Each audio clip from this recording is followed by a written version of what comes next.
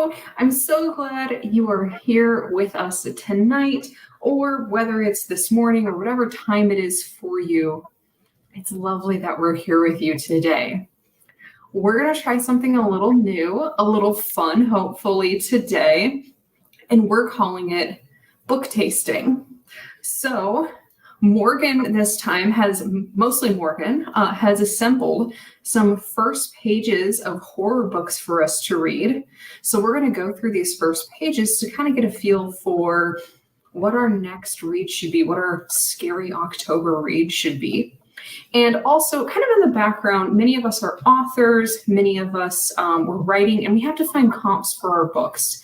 And sometimes it can be difficult. It can be difficult to read what's supposed to be tens, if not hundreds of books just to try to stay current in our genres. That's really difficult.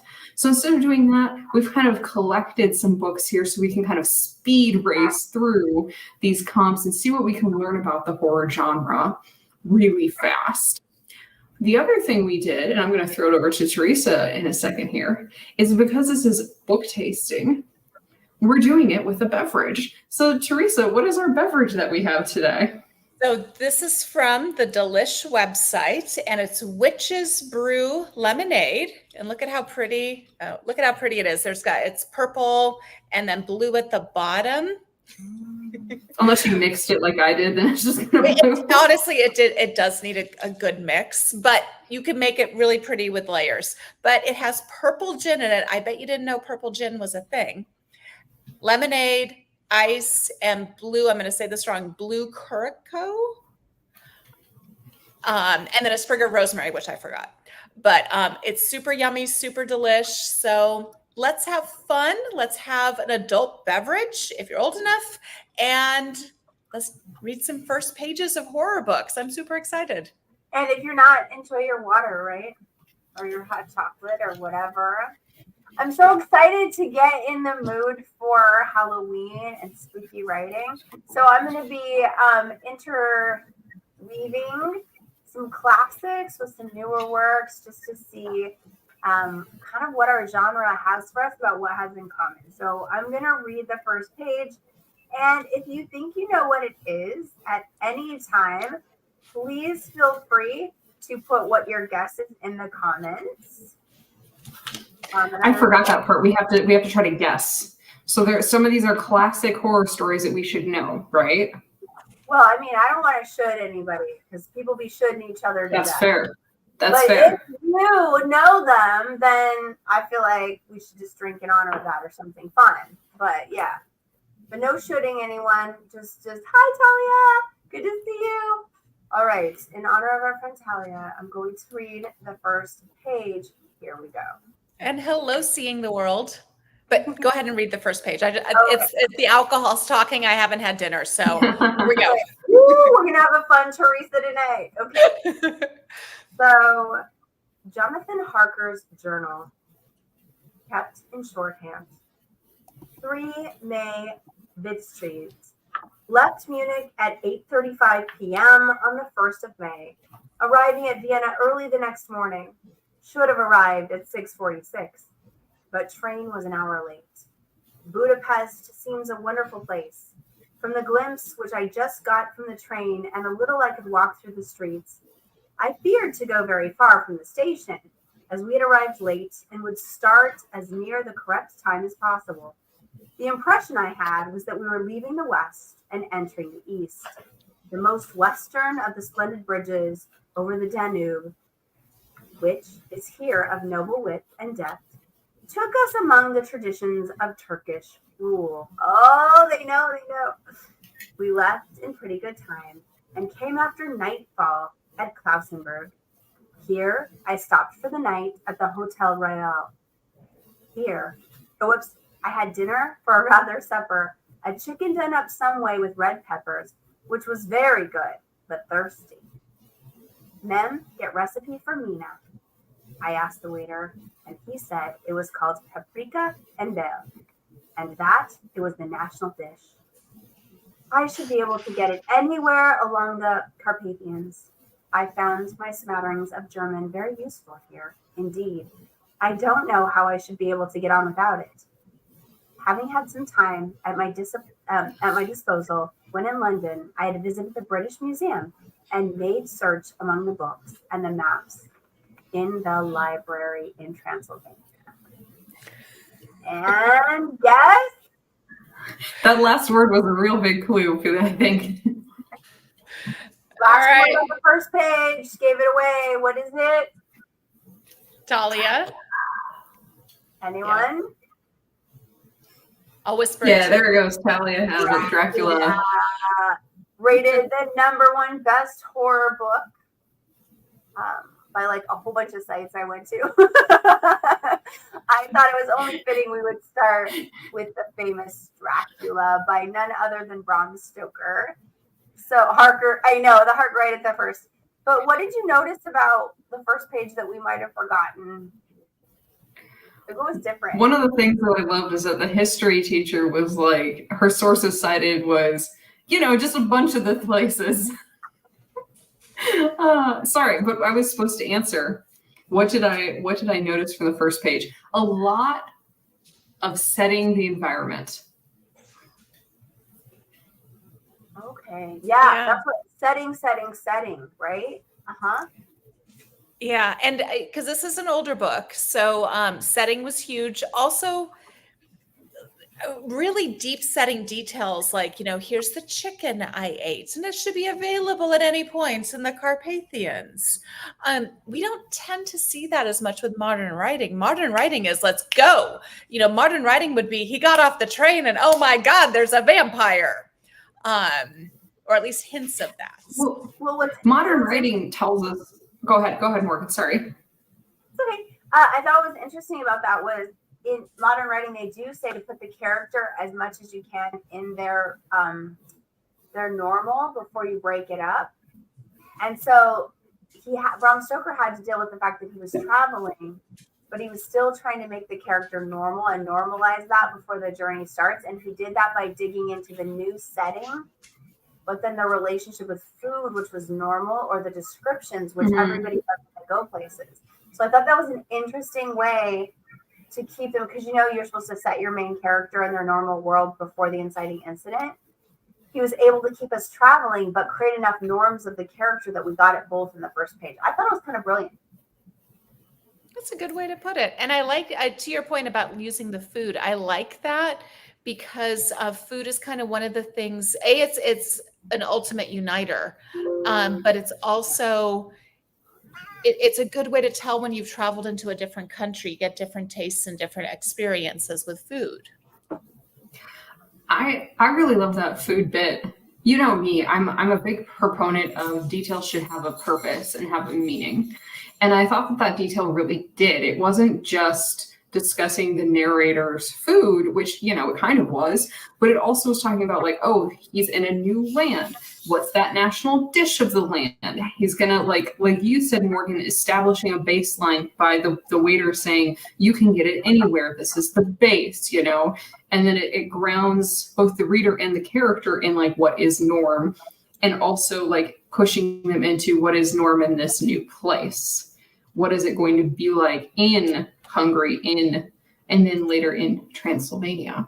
So yeah, I liked how they set that up. And like you guys said, not only grounding the character, what is normal for them, but also then saying, most people don't necessarily get to travel very broadly, and they might never go to Hungary or Transylvania or something like that. So making them feel like they are home or understanding that area, I think, is a really great way to tie it in. Mm-hmm. And Talia said, she thinks there's a nice thing. There's this assumption that we know where the Carpathians are, or even how to say it, Yeah. And I think classics do that a lot. They assume they don't dumb down to the reader. They just expect us to look it up and learn. And I love that about classics. So I just wanted to shout out, because I love that idea that no, bring yourself up to the conversation. It's not the author's job always. Like, it takes something away if you have to side explain. And I like that. Yeah, I do too. That was a great one to start with. Okay. Yeah, great starter. We had to honor the classics. So, all right. So now I'm excited to try something that you may or may not have read before. Are you ready? Mm-hmm. A few years back, I was running out of money, so I volunteered for a research study at the University of Pennsylvania. The directions brought me to the campus medical center in West Philly and a large auditorium filled with women, all between 18 and 35 years old. There weren't enough chairs, and I was among the last to arrive, so I had to sit shivering on the floor. They had free coffee and chocolate donuts and a big TV playing The Price is Right. But most everyone was looking at their phones. The vibe was a lot like the DMV, except we were all getting paid by the hour, so people seemed happy to wait all day. A doctor in a white lab coat got up and introduced herself. She said her name was Susan or Stacy or Samantha, and she was a fellow in a clinical research program. She read all the usual disclaimers and warnings and reminded us that compensation would be issued in the form of an Amazon gift cards and not checks or cash. A couple of people grumbled, but I didn't care. I had a boyfriend who bought gift cards off me for 80 cents on the dollar, so I was all set. And then every few minutes, Susan, I think it was Susan, called a name from her clipboard, and one of us would leave the room. No one ever came back, and pretty soon there were plenty of open seats. But I stayed on the floor because I didn't think I could move without throwing up. My body ached and I had chills. And eventually word got around that they weren't pre-screening people, which is to say, no one was going to test my urine or take my pulse or do anything that might disqualify me. So I popped a 40 in my mouth and sucked it until the waxy yellow coating came off. And then I spat it back in my palm, crushed it between my thumbs, and snuffed like maybe a third of it. Just enough to get me back on. The rest went into tiny pieces of foil for later. And after that, I stopped shaking, and the waiting on the floor wasn't so bad. Some 2 hours later, the doctor finally called Mallory Quinn, and I walked down the aisle to meet her, dragging my heavily winter parka on the floor behind me. If she noticed I was high, she didn't say anything. She just asked for my age, 19, and my date of birth, March 3rd.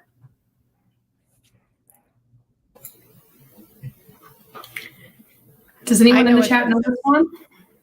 I know, but I had to look it up. I've forgotten. Okay, we read this as part of our culture club, and I can't remember the name. Wait, no, I remember now. I remember I remember what It's very I popular. remember what the cover looks like. And if you remember what the cover looks like, I was looking for like the most popular horror in the last couple of years, and it came up, and it's one we had done before, and I thought, how fun will it be to like revisit this and see if we remember. So do you remember what it's called? Again, I cheated. I looked it up. Is it Hidden Pictures? Is that what it was? Yeah, Hidden Pictures. And I think that the first chapter of Hidden Pictures is some of the best writing that I've ever read. I'm not sure the whole book lives up to that, but I sure like the first part of it. I think we all have that opinion. Yeah, it doesn't. And I really encourage everybody, go back, because we have a lot of comments to make about how strong the beginning is and how it really didn't live up to the ending.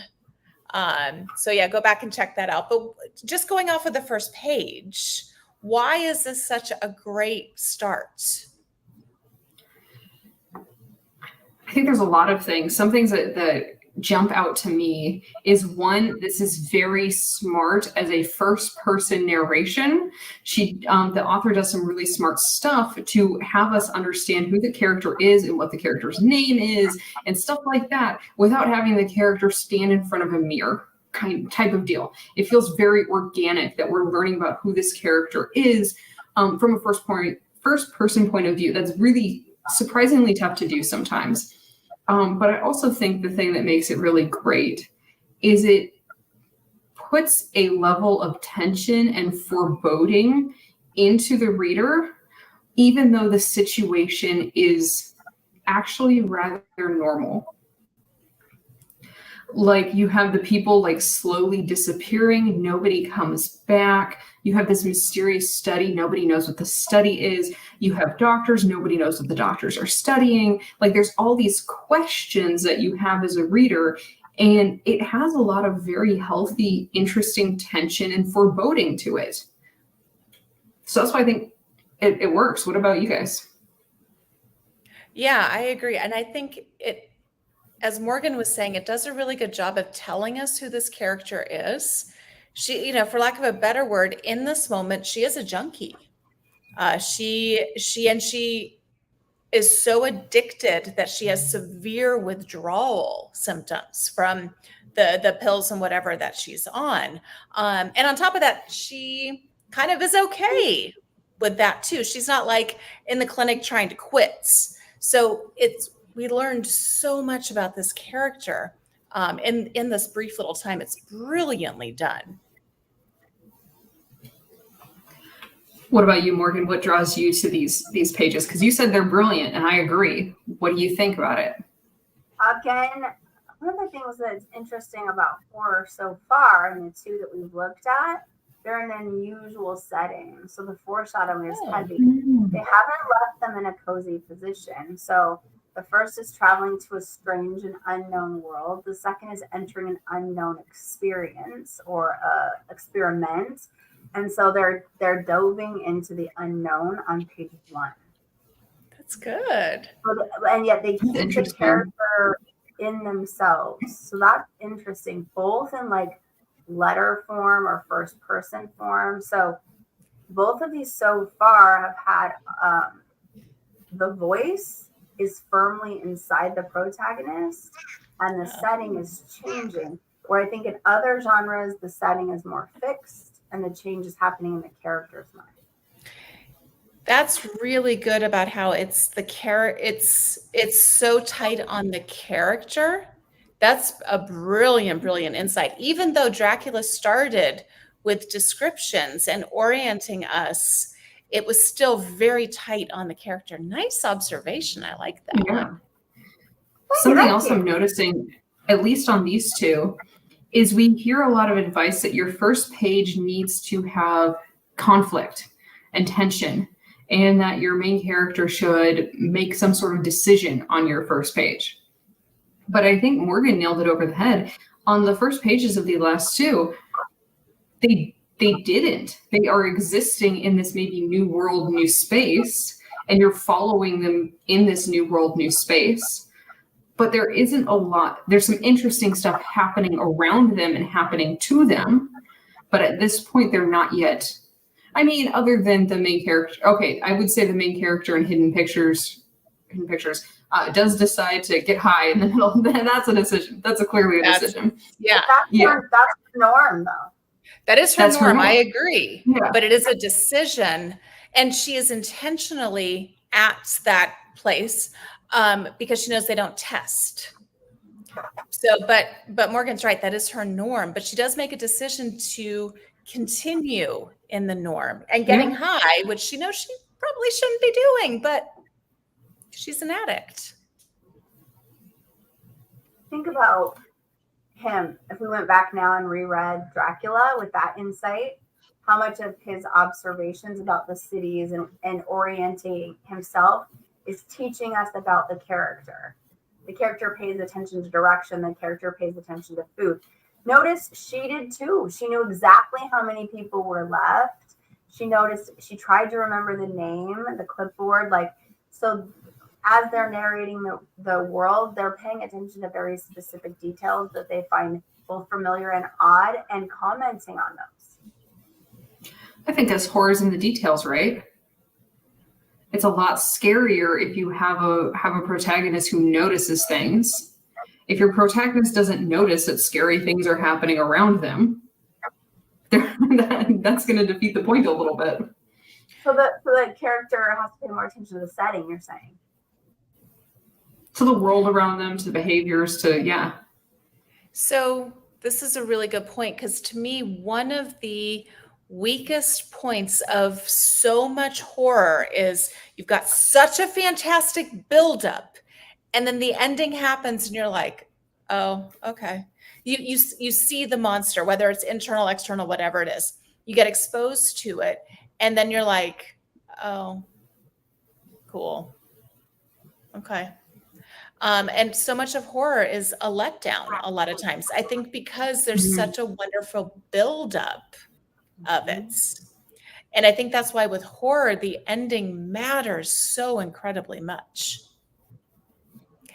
And I will also add, that's why a lot of successful horror ends on a bit of a cliffhanger. Is the monster dead, the creature, the mental health problem or whatnot? Or is it at the very end going to get out and get you? I don't know. Well, that's a great point. Yeah.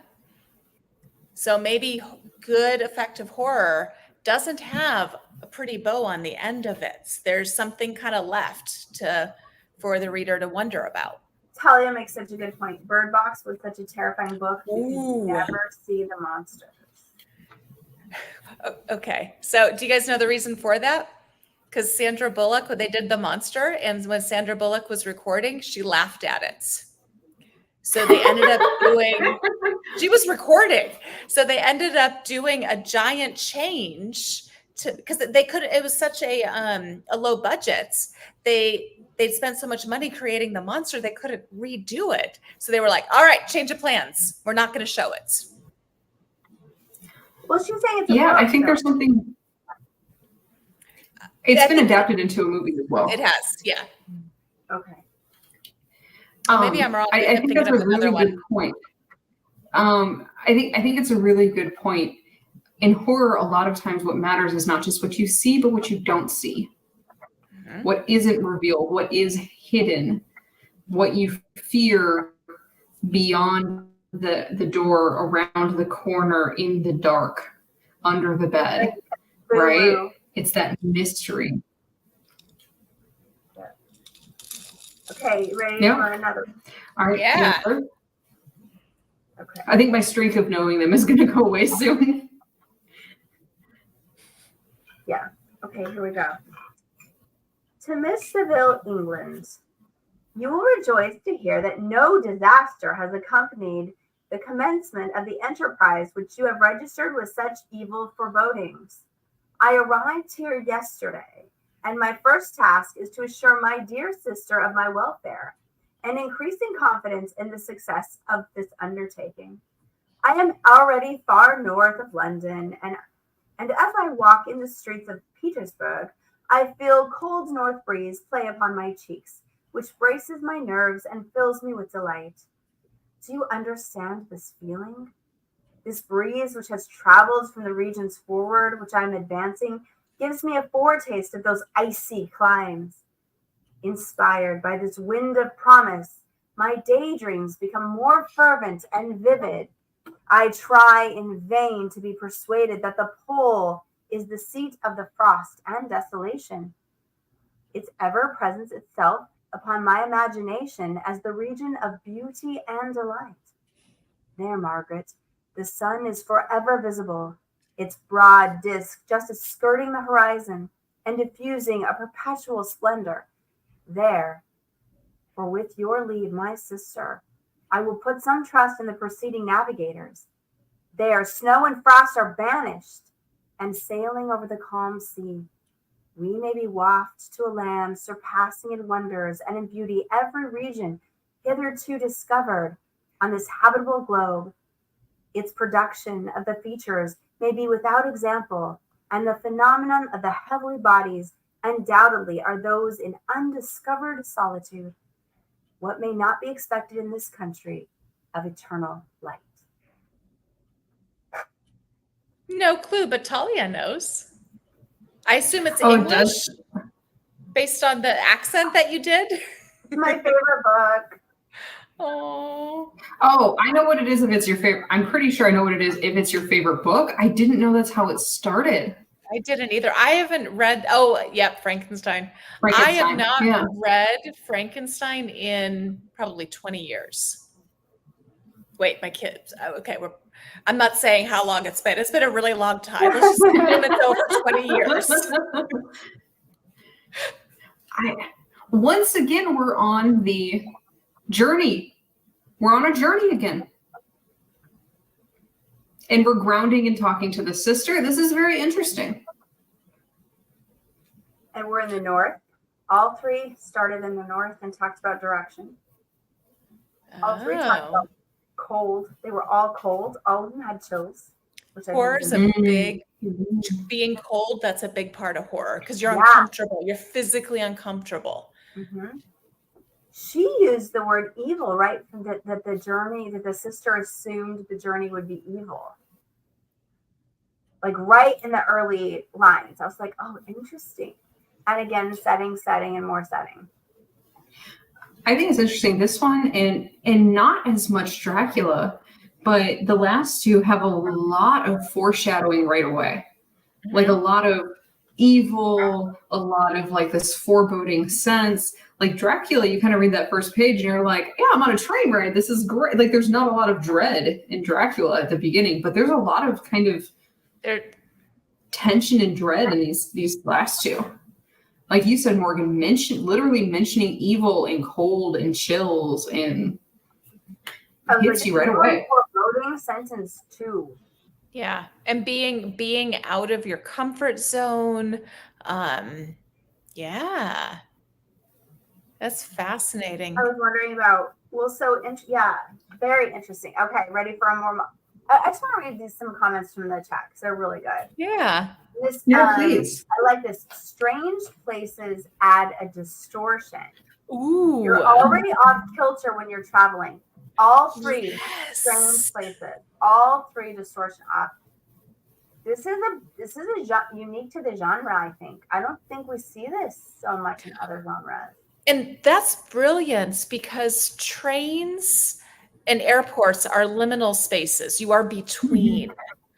And on top of that, you've got the generalized anxiety of traveling when you're not quite sure, like, can I sit here? Can I not? Shoes on, shoes off. Where is my gate? Oh, shoot, it's in a different terminal.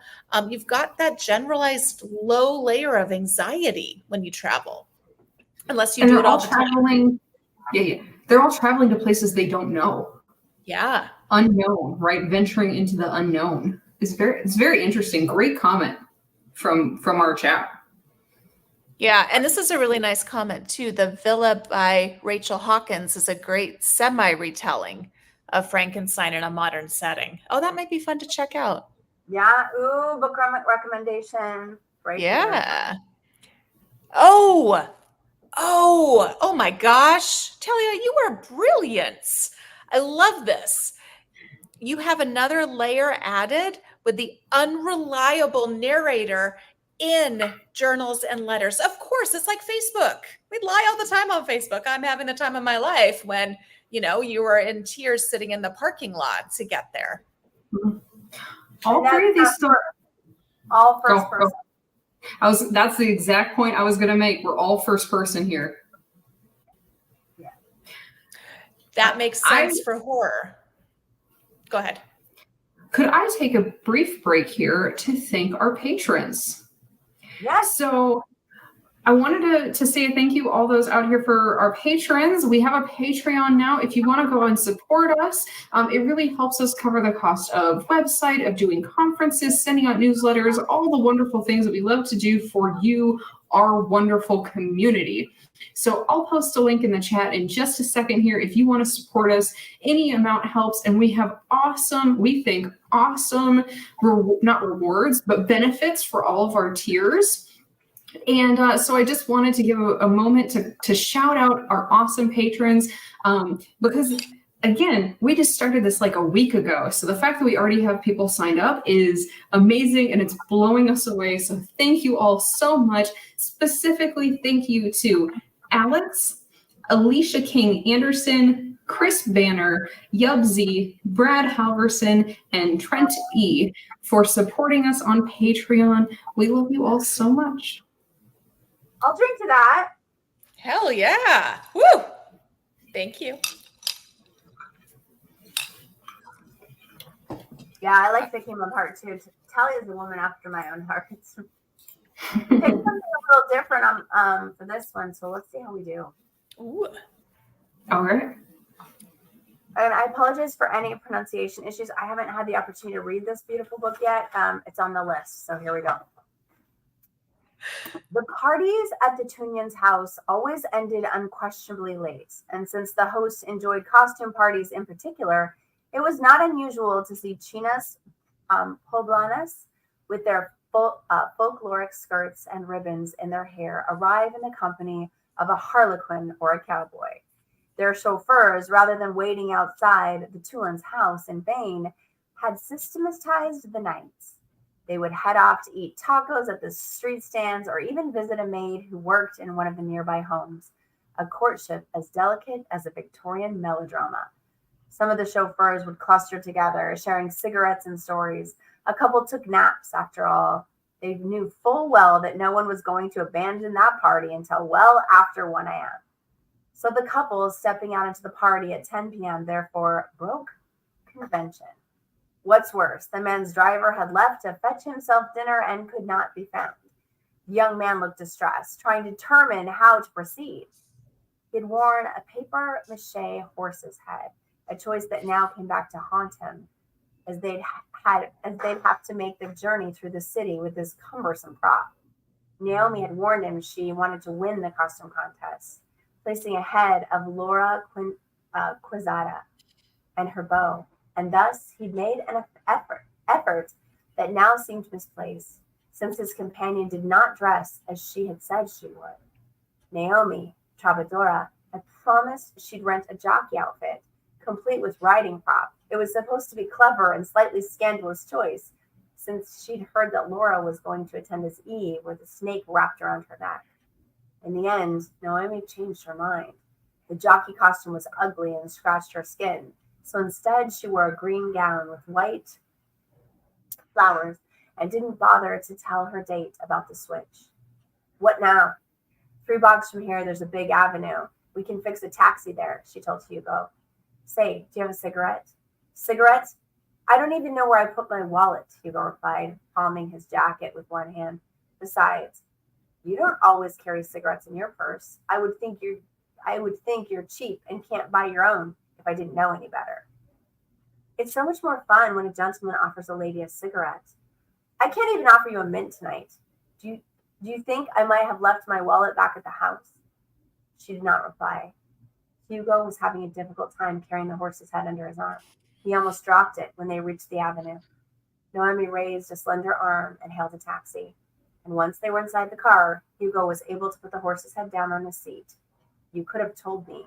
I didn't have to bring this thing after all, he muttered, noticing the smile on the driver's face and assuming he was having fun at his expense. I don't know, but I will read this book tomorrow morning. Why, Teresa? Why does it speak to you? Ooh, that's fun.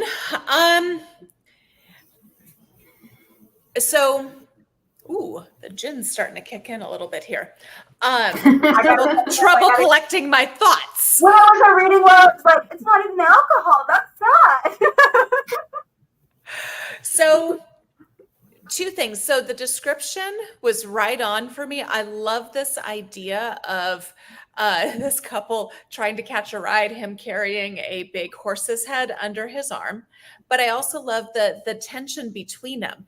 The scene is painted so well of these probably uber rich people going to a costume party. You really can see it. But the night's not going how it's supposed to. And this couple's kind of maybe not getting along as well as they should. We get a clear idea of who she is. You know, oh my God, honey, we're going to be a jockey and you get to be the horse's head. It's so much fun. Shoot. Oh my gosh, the costume. Let's see, the gin's really talking now. Oh my gosh, the costume, it was kind of itchy. So I just wore something beautiful. Sorry. She made Clear an idea. Yeah, clear idea of who she is. Clear idea. And clear idea of who he is. He's probably in love or in lust with her enough to wear a horse's head and be only mildly annoyed that she messed up the costume. To me, I think it plays on... Oh, go ahead, Morgan. I had never read this at all. It was recommended as like the best horror in the last couple of years and stuff. But I'm obsessed with horse races and jockeys. And I went as a jockey at Halloween 3 years in a row. So for me, I was like, what? Like, I didn't didn't do that on purpose. Like, just so you know, I didn't know until I was reading it. So that I thought was hysterical because I thought I was the only one that even really knew what a jockey was. So I think there's something brilliant about playing off the trope here, right? There is a trope in horror, especially that the beginning of horror stories, whether it's books or films or whatever medium, right, starts with a couple. And then I'm assuming this might happen, but maybe not. Maybe it plays on the trope, right? Then the couple encounters some bad thing that kills them or eats them or makes them really scared or whatever it might be, right? So we know, like, we're very comfortable in this. We know this. We know that this is horror because we understand that this is the trope that we're working with, right? Like, oh, they're moving locations. Again, we have this journey aspect, this unfamiliarity of where are we going? How are we going to get there? This uncomfortability of being dressed up and not being ourselves, but also being ourselves. But this kind of, stranger in a strange land, and I'm making myself the stranger. This interesting dynamic that they're playing with here. And then us as readers, we're like in on the joke. We know that somebody's probably not surviving the night. And who it might be, we maybe don't know, right? We're waiting on that. And I wouldn't even be surprised if the main narrator for this story is a different person. It isn't these two characters at all. Agreed. Right? I don't know. I've not read this story, but I love that you jump right in and you know right away it's horror because you recognize what this is. I like that. More dialogue in this because they don't have a first person, right? But to Molly's point, I do wonder if the narrator is going to jump. First person. Yeah, later. And the narrator might be, or it might be a really tight third. Really, really tight third. But I think you could actually, that would be a really brilliant way to do a horror story. Or one that's almost a repeating one, hang on, I just had a brilliant idea. Hang on, I gotta write that down. Well, what is it? Like a repeating one, almost like a Private Eye or a Ghost Hunter or like, Sam and Dean, something like that. Repeating what? Narrator, POV? What are you talking? What's the one? Repeating a series. I'm so sorry. It's the gin. So, it starts off with this couple. They're about to get horribly murdered by something or another. And then we move into a first-person narrator of a character that the reader is very familiar with because this is a part of a series. And that character has to solve the mystery of what killed this couple. If you're familiar with crime dramas or serials or supernatural shows that are like Monster of the Week, even oftentimes like Buffy the Vampire Slayer was this way. Yeah, it usually started this way, right? You had an intro scene that didn't involve the main character, but you oftentimes involved a couple, somebody getting killed, and then transitioned exactly like you're saying, Teresa, transitioned to that first person character, main character that we knew very well, who is then going to go solve the Monster of the Week problem. I'm just saying, she's the one who didn't wear the jockey contest. She's the one I want dead. Or jockey costume. Yeah, costume. I want her dead. Just for the record. And the book was. Yes, tell us the book. Gothic by Silvia Moreno Garcia. Say it again. Oh, I've heard about that one. Mexican Gothic. Oh. By Silvia Moreno Garcia. I literally might have a copy of that in my house that I just haven't read yet. And I thought it would be. Now I have to read it. So it's 4 years old now, but I wanted something a little more modern. I love it. Perfect. Okay, before the climax, I'm going to read one more, and then we'll stay tuned for the climax because that one's going to be the best. And you get to hear Teresa, or you're not stuck with me. But we'll see how you do with this one. The steeps of terrain. Ariel rested the broad basket against her hip and adjusted her kirtle. The steep climb she and her companions had been taking the last 600 paces or so had caused the loose flowing garment to twist around at the neck and fall askew. I have to rest, she said faintly, and not waiting for her companion's reply, sank down on the hard, gray, brittle rock of the mountainside and set the empty basket down beside her. It was cold on the steps, the air too thin to hold any heat, but Solstar was warm. A bare 6 hours from the setting, the white light streamed back at her from the western horizon, warm on her bare arms and neck. She sat facing the broken rock shelf on which she sat. Ariel gazed out over the wide plain of Avaric, fair as a pearl, bright as firefox beneath black and starry heavens. Oceanus hung, a swirl of blue and white, almost directly above her. Below, she could see her village, over to the right, tiny, far away, at the foot of the mountains and the edge of the plain. Come on, said Eowyn, digging her toe into Ariel's backside. We've still a ways to go yet. Ariel sighed and got up, following her companion. Edwin was taller and slender, and befitted a person of his lineage. After all, she was the daughter of a village syndic, and her mother was half-sister to a satrap. She had a carriage about her, Ariel observed wistfully, and self-assured and comely arrogance that came of living all her life in the largest house in the village with 16 different curdles. Think of it, 16. Ariel had just 2 and 1 house servant. Ooh. So Molly and I both looked up at each other at the exact same time because we saw a repeating motif. And we looked at each other because of cold, right? Yep. Yeah. The cold came up again, and just the physical discomfort. And in the previous one, that was also there too, with like the idea of carrying the horse head and everything else. They're uncomfortable. They're cold. Uncomfortable. They're paying attention to the directions. Every single one of them's had the directions.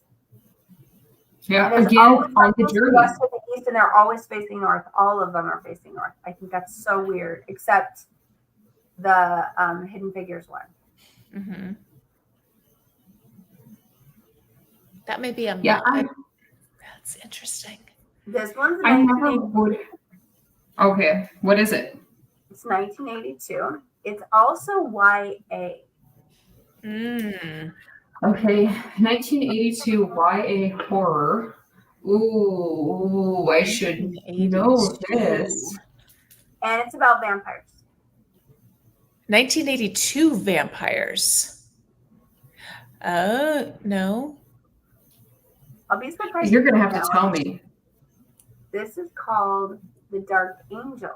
I have that book. I literally have that book. It's a trilogy. I could get it off my shelf. I do have it. and while it may not be a bestseller, it won multiple awards for its style. So I thought it was worth throwing out there. That one annoys me because I knew it. So that would be interesting because you would pick up that book knowing it's a vampire book. So knowing that changes the first page. It's a vampire. It's not really it is a vampire book, but it's really also like steeped in mythos, and like it's one of those like like there's a man in the wild, or like a lord in the wild, who takes a girl from the village every 100 years and she disappears into his palace type of deal, and he never gets old. So he's kind of a vampire, but also I don't know that they ever use. Do they use the word vampire? Maybe we shouldn't give away any spoilers, though. Oh, okay. I'm not. That's just the setup. I won't give away. Wait, you're smart. No more spoilers. Yeah, it's really interesting. Even if I had pulled that book out, of my shelf, I wouldn't have initially thought of it as a vampire book. But it's very interesting. Well, the back says, "Can Ariel save the vampire's soul?" Okay, so we do know it's a vampire. It's on the horror shelf in the library. Yeah. Okay, Talia, once again, absolutely brilliant. Set in a historical time is another great way to create distance for the reader. Or a fantasy. This one's a fantasy. It's fancy. But you don't know that in that moment. You don't know it. You just know it's a different land. It's not where we're currently at. And it might be historical at that point. You don't know. It might be historical. Yeah, I was kind of thinking with the curdle, and then she has the basket. In your mind, you're giving it like, oh, it's probably around this time, and probably farmland. She's probably poorish, something like that. Yeah, yeah. The curdles. Yep. Yeah, fun. I like it. Anything else to add to this one? No, I thought it was, yeah. Heidi, dark Heidi. Yes. Ooh, dark Heidi vibes. Well, and there's a hint of more romance in this one, which I thought was the YA element. Okay, so that's interesting. I actually was like, maybe this is a couple and they're like going for a wedding, like, maybe they're together and they're going to be going to a house to get married together. Or I was debating couple, brother, sister, something like that. Yeah. Interesting. Or friends, whatever. It says like all the others were kind of alone. I was okay. You're coming with that, and I was going with the other. Like half of them, a few of them have been alone. The first two were alone, right? Right. Dracula was alone. He was writing to essentially himself. Right. Give me a second. No, because I would disagree. Hidden Pictures alone. Frankenstein, he's alone, but there is another character. He's directly talking to his sister. And he's talking about his sister's thoughts and feelings. So he's alone, but he's kind of, there is another character he's kind of playing off of, which is interesting. And then the last one, there's two characters. And then this one, there's two characters. So it's just interesting. I feel that if you're visualizing someone writing a letter, they feel more alone. Mm-hmm. Because the distance. He's alone in the cold north where it's frozen, where he's in the hellscape. He's writing from literally the evil hellscape she was afraid he would travel to. Well, where versus like if someone's with you, there's someone else to help fight the monster. Well, and on top of that, when we have imaginary conversations with people, we're not really talking to them. We're talking to ourselves, really and truly. We're just talking to an imagined perception of ourselves. And that person is often not real. I mean, how many times have you had an argument with somebody in your head and at the end of it you won and they told you that you won? And that never actually happens. They're never like, you're right. I'm so sorry. You are beautiful and intelligent. They're usually like, no, you're still wrong. I think what it says to me is like, what's important so far in these 5 things is this idea of uneasiness of going somewhere new and disquiet and feeling cold, unsettled, uncomfortable there. Cold is one way to do it. And in some of those, maybe having another person there can make you feel more unsettled. Like when there was the couple, he was more unsettled because she was treating him poorly. And even with this friend, she's almost more unsettled because she doesn't feel like her friend and maybe it's a friend, her friend and her are on the same page, right? Her friend doesn't understand being uncomfortable. Her friend doesn't understand hardship. And so it's even then, even though there's a person, it's still creating a tension and a discontent about it. So I'm thinking, maybe that discontent, whether you have one or more characters, that's the important part is what I'm feeling. Yeah. Huh. Interesting. I like it. All right, Teresa, you got the last one, right? Teresa? I got the last one.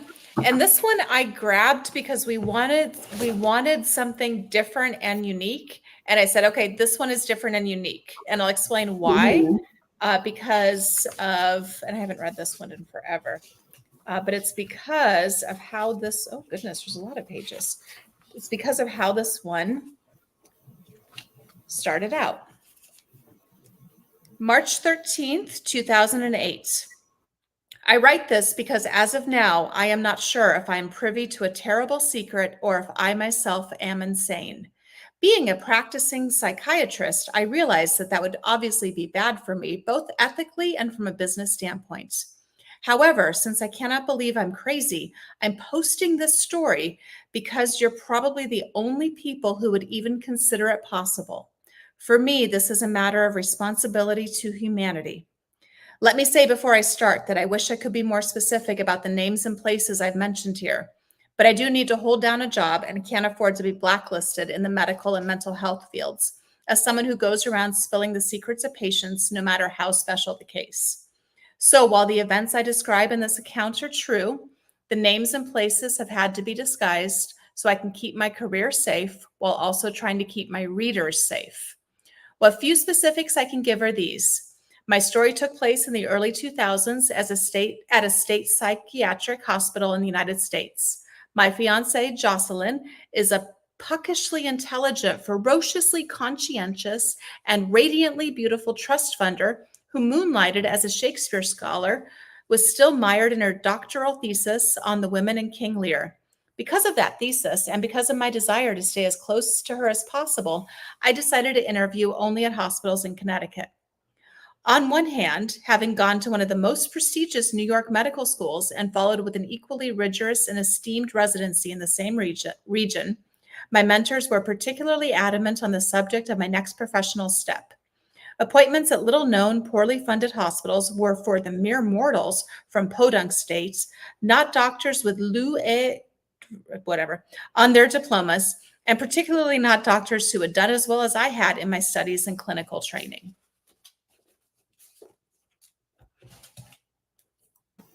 That was inspired by Dr. Jekyll and Mr. Hyde and heavily inspired by Frankenstein. I mean, I would agree. Inspired, like almost like, what's his name? And also, is it in Dracula? Who's the one that's locked up in the cell? Dr. Renquit or Renquit? That sounds about right, but I don't remember. Doctor's like Renquist or something. And he was like the doctor, and he went insane, and he was like addicted to drugs, and like that character. Like I was like, oh, fascinating. I would love to read. I'm like all about, but oh my goodness, you could see the classics all over it. So I picked this book up at a horror convention and chatted for a long time with the author. This is The Patient by Jasper DeWitt. And the reason this got made was that it was a hit on Reddit. So this author started just posting on Reddit, and people were like, holy moly, is this real? Is he serious? And so the entire thing was told in installments, like a Vella or something like that. That's on so Reddit. Cool. That is so That's what you're saying. Yeah. God, that's so cool. So you too can become famous from Bella. Yeah. So, and that's why like the comments of like to my readers and everything else, like, yeah. But it was so effective, right? Right. And totally. again, the letter format went back to that Dracula, Frankenstein. Like you could feel the classics all over it. Yeah. And first person, he admits, he's like, I don't know what's happening to me. Maybe I'm crazy. I don't know. But buckle in. Yeah. Unreliable narrator again. Yep. Yeah. Acknowledging that he's unreliable. I really like this thing that we talked about, which is the sense of foreboding. What is scary is what you don't see necessarily. And here they're doing some great things where it's setting it up, right? We're knowing, okay, we're going to hear about this, doctor who has a patient and there's something going on and something is happening that's making the doctor question his own sanity, that kind of stuff. But instead of giving away the game, he then starts talking about, well, I did my residency in Connecticut. My fiance loved Shakespeare, crazy. And then the crazy women of King Lear. And it's like, that's, foreshadowing a little lot, a mental institute. Like he's dropping little hints instead of, if this were like a real person, a real thing, it would have been like, I got to tell you this crazy story about how my patient started foaming at the mouth and, speaking Greek, and they had never seen Greek before. Wasn't it crazy? Let me tell you about. But he's not giving away the game. We're sitting here in suspense, just waiting like, What was crazy? Tell me more. Why do you question your own sanity? Tell me more. I'm here. Tell me more. I need to know. Well, and on top of that, he put it on Reddit. So, and I mean, Reddit, those of you who pay attention know we're going to be doing a piece on ghost hookers later in October. So I've been hanging out a lot on Reddit, reading about ghosts and people's interactions and whatnot. Man, that is unreliable narrator stuff. Holy cow. You're digging down deep into the internet there. Really and truly are. But there's actually a possibility from that of people reading this and being like, do we, as the story continues, I can imagine it going through on Reddit being like, do we need to call the cops? Like, does this person need help? Like, do we need to figure out who this is and need to get people involved? Like, yeah. So it's fun. Unreliable narrator. And the idea of us being crazy, Right? like if you just take a moment and just hold the idea that you could be crazy or that you could experience something in your life that truly makes you insane, like feel insane, is truly terrifying. Our grip on reality is very tenuous. I mean, how many times have you had conversations with people and they're telling you what they perceived happened, and you're like, that's not what happens. I'm just thinking, like, have you ever been home alone and you think you hear something and you don't know if you've heard something or not? Or like, it's very easy to come like in a very short period to start questioning your own perception of reality. It's very easy. Well, I mean, how many people have been like, did I just see a ghost? Or hear a voice. Or hear a voice or a smell or something like that you either explain away or you just kind of go, Yeah, or you never tell anyone because you don't want people to think you're crazy. You're crazy. Like I have this one with this horse I rescued, and I was getting ready to guys, it was game over. I had been working for 6 weeks and she still wouldn't let me touch her. My brother had to rope her just to put a halter on her to take care of her. It was like crazy. She was so traumatized by people. And so finally I was like, okay, I say out loud to this horse. I'm like, okay, honey, if I can't catch you today, like it's over. I can't keep you. It's scary for you. It's scary for me. I'm too old. I don't have what it takes. That damn horse stopped dead in her tracks, turned and looked right at me. And I swear to God, and I sound so insane, I said, all right, if this is real and this is meant to be, what's your name? And as clear as a damn Hollywood movie, I hear in my head, my name is Shiloh. Wow. And I still have that horse. And with me, she's totally fine. But you guys, she's a nutcase with anyone but me and my dad. Fascinating. And I tell people that, and I'm like, am I insane? No. Did my horse tell me her name? I sound like a nutcase. Pop it up on Reddit. Let's see what happens. You're gonna have a book deal soon. Here I am admitting to my insanity. But yes, I feel like we all have stories like that. Mm-hmm. We all do those weird things that were like, did that actually happen? And that's what this is playing into. That's what this book is playing into, and brilliantly too. So check it out. It's really fun. Patient Jasper DeWitt. Seeing the World says, oh my God, we perceive versus someone else is very interesting study. Witness to an event will have very different details. In fact, completely wrong, right? Like when they look at it. Yep. It can depend on your life experiences as to what is important to notice. All right. So we'll see what they know their horror. Ooh. Hopefully they're writing horror stories for our contest, right? Right. Yeah. Yeah. So When's our work, the deadline? October 19th. I know that one. Where can they submit?